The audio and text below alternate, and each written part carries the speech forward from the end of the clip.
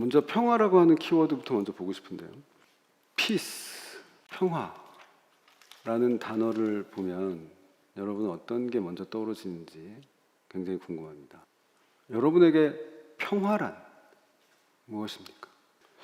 저는 평화 그러면 떠오르는 게 갈등이 없고 분쟁이 없고, 근데 처음에는 그렇게 생각했었어요. 근데 이런 일을 하면 할수록 평화가 그게 아닐 수도 있겠구나 하는 그런 질문이 좀 생기기 시작했어요. 특히 다음에 다룰 평화로운 교실이라고 하는 것과 관련해서 우리가 생각을 해보면, 조용한 상태가 조용한 교실이 평화로운 교실일까? 유감스럽게도 제가 학생들하고 혹은 성인 학습자들이랑 많이 배움의 공간, 교실의 공간에 있어 본 경험이 있는데요, 한 번도 그런 공간을 경험해 본 적이 없습니다. 그래서 저는 제가 평화로운 교실을 창조하지 못하는 사람은 아닌가? 이런 자괴감에 시달리기도 했었어요.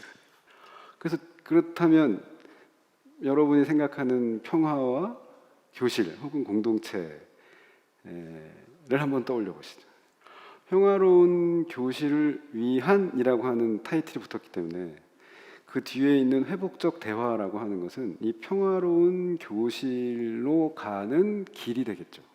그래서 우리가 평화로운 교실을 어떻게 상상하느냐에 따라서 이후에 제가 말씀드릴 회복적 대화라는 것이 그러한 평화로운 공동체를 이룰 수 있는 거냐 없는 거냐 라고 하는 거에 대한 여러분들만의 판단, 여러분들의 생각, 사유를 촉진하는 데 좀 기여를 하고 싶습니다.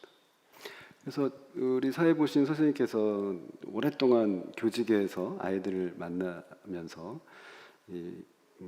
평화로운 교실을 꿈꾸고 또 많은 시행착오를 겪었다는 얘기를 들었는데, 그 이야기가 우리의 주제와 관련해서 크게 도움이 될 것 같아요.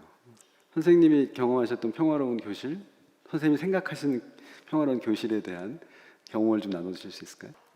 제가 3일간 이제 컨퍼런스에 참여하신 분들은 이미 잘 알고 계시겠지만, 마음 챙김이 유지되는 그 채현한 교사는 그 아이들에게 안정감을 주고, 그럼 그 아이들이 창의력을 발휘해서 협력할 수 있다라고 하는 걸 이미 이해하고 계실 겁니다.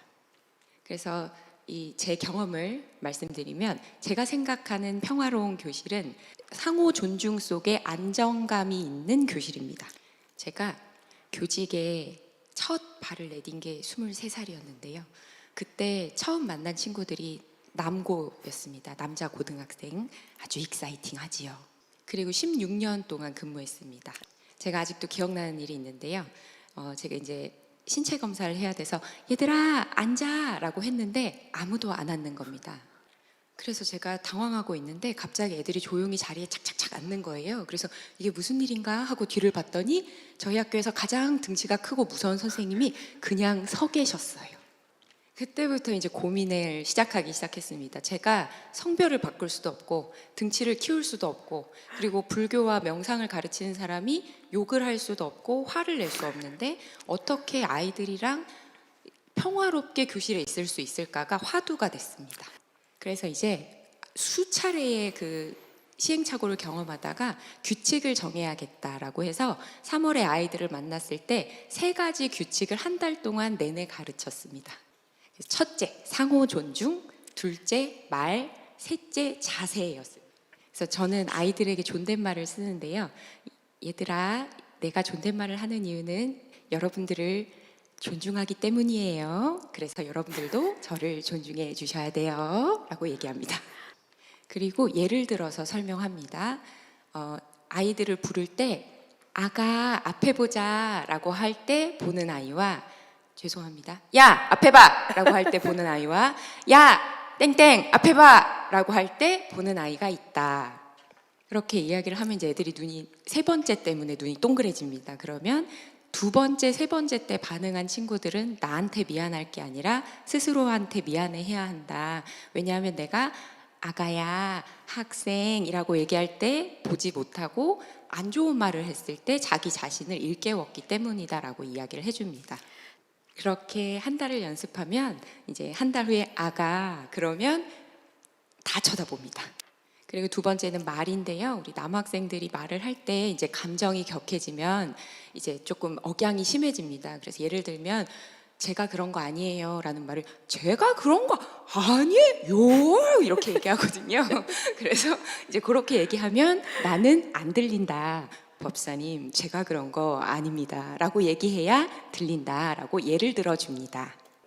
네, 이렇게 하면 아이들이 이제 그런 급박한 상황 속에서 제가 그런 거 아니고 안 들려라고 하면 일부러 더 제가 그런 거 아니에요라고 하면서 상황이 재밌어집니다. 네, 그렇게 되면은 또 아름답게 일이 해결되고요. 마지막으로 자세는 학생들이 이제 자세가 워낙 그 불량하게 앉아 있다 보니까 스스로 자세를 위해 이렇게 바른 자세를 위해서 앉자라고 이렇게 얘기를 해주면 이렇게 얘기를 해주는 겁니다. 그래서 3월 한 달을 이렇게 지내면 3년을 저와의 공간에서는 굉장히 평화로운 관계를 유지할 수 있었던 경험을 아까 말씀을 드렸었습니다. 하지만 중요한 것은 마음 챙김이 안 되는, 제가 뭐 너무 바쁘고 혼란스러운 날에는 교실도 아수라장이 된다는 겁니다. 그래서 저는 잘 지내고 있습니다. 감사합니다. 평화로운 교실이 그냥 만들어지는 게 아닌 거죠. 방금 사례에 비춰보면 평화로운 교실로 가기 위한 지난한 여정이 있었던 거죠. 제가 들었을 때 핵심은 교사 자신의 마음 챙김이었습니다.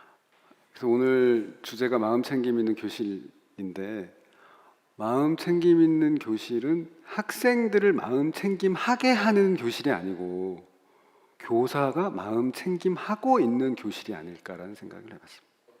평화로운 교실이란 주제로 다시 가보면 그 교실에서 무언가를 나누는 교사가 마음 챙김 상태에 있는가 아닌가에 따라서 그 교실은 평화로울 수도 있고, 아까 아수라장이라고 얘기도 하셨는데 그럴 수도 있다.